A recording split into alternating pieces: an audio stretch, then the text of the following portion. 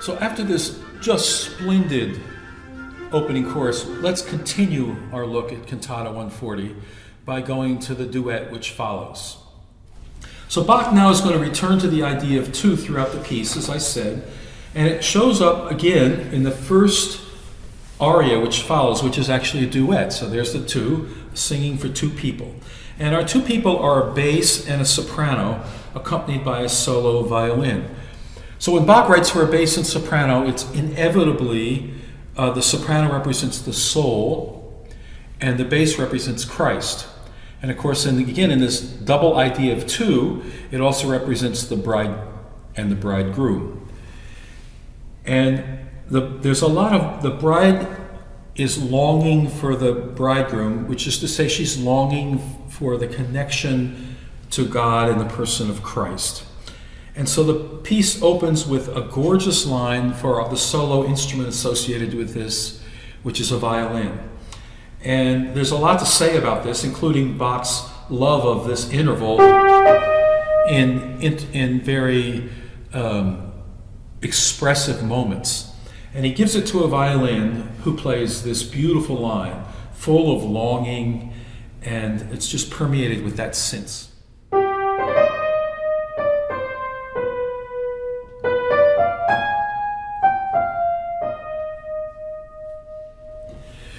The idea of two shows itself in yet another way here. We have this tune, which the soprano will imitate, as will the bass, and they are in dialogue all the time, like one after the other.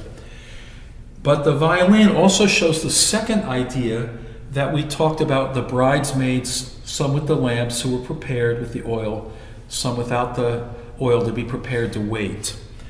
And what do oil lamps give off besides light? Well, they give off smoke. And so Bach shows that in this piece. And this is one of those details that's really more for the performers than the audience or the congregation. Because on the page, there's a whole cluster of 30-second notes with 3 staff lines, and it looks like a black smudge on the page. It looks like a puff of smoke. Right, after this gorgeous, plaintive, longing melody which the singers pick up, Bach adds this second idea of the smoke, and here it is.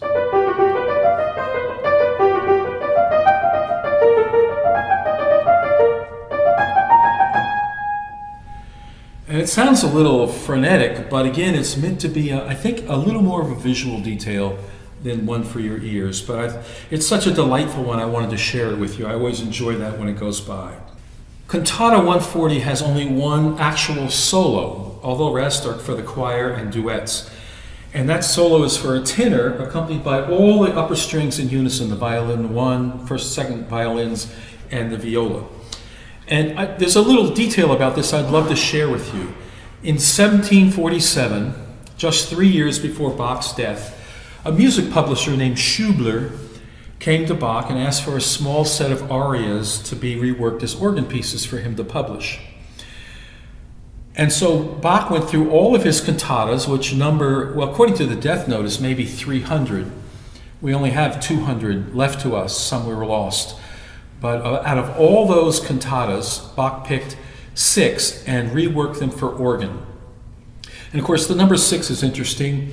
Bach uses the number 6 for his most creative things. He wrote 6 Brandenburg concertos, 6 solo works for cello, and 6 of many things, because 6 is the number associated with the biblical story of creation. God created the world, according to the Bible, in 6 days. So when Bach wanted to do something creative, he would reference that number 6. So here's one of these 6 that must have been one of Bach's absolute favorite. And the aria is as beautiful as it is straightforward. The strings play this inventive melody that flows on endlessly, kind of like what we saw in the word Alleluia. The text here is, Zion hears the watchman singing. Her heart with joy is dancing. And that's exactly what this melody is. It's meant to be the song of the watchman through the night. And it's these little dance rhythms within it. And it's creative, and it goes on through the night, if you will. And here is the opening of that as arranged for organ, which I'll play right now on the piano.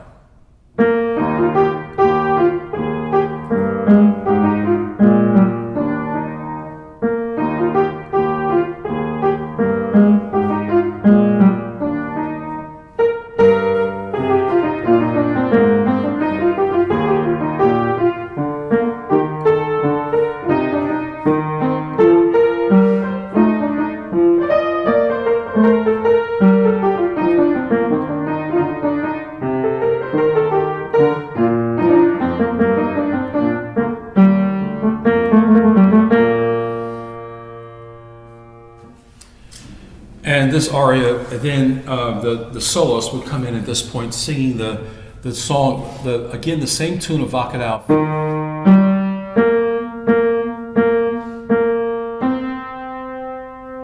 While the Song of the Watchman dances all around it.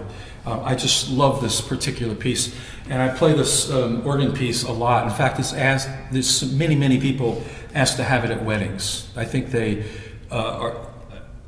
relate to the joyfulness of it. Now, before the closing chorale, which is something today we would more likely call a hymn, we have one final duet. And as before, it's for a soprano and a bass. And of course, the soprano is the bride or the soul, who's in dialogue with the bass, who is Christ or the bridegroom.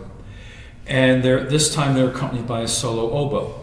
And as with the first duets, the two singers are in dialogue. The soprano seeking to find the bass, whom she's calling her friend and her love, and the bass who's replying in a kind of theologically correct way for Bach, that he's already here for her.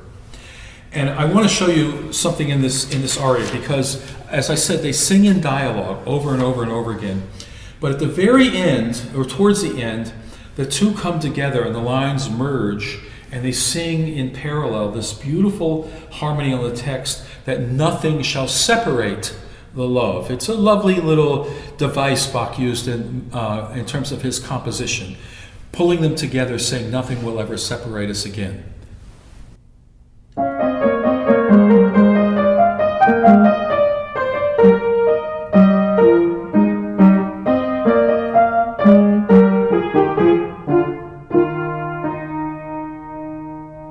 Bach cantatas always conclude with a closing chorale.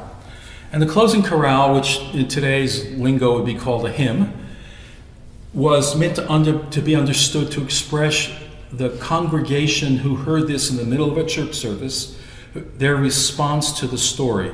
And the response could be a moral response or a theological response or some combination. And this tune that you heard in the tenor and in the opening chorus now comes for the entire choir singing in 4-part harmony this famous hymn of Philip Nicolai, Wachet auf, and it sounds like this.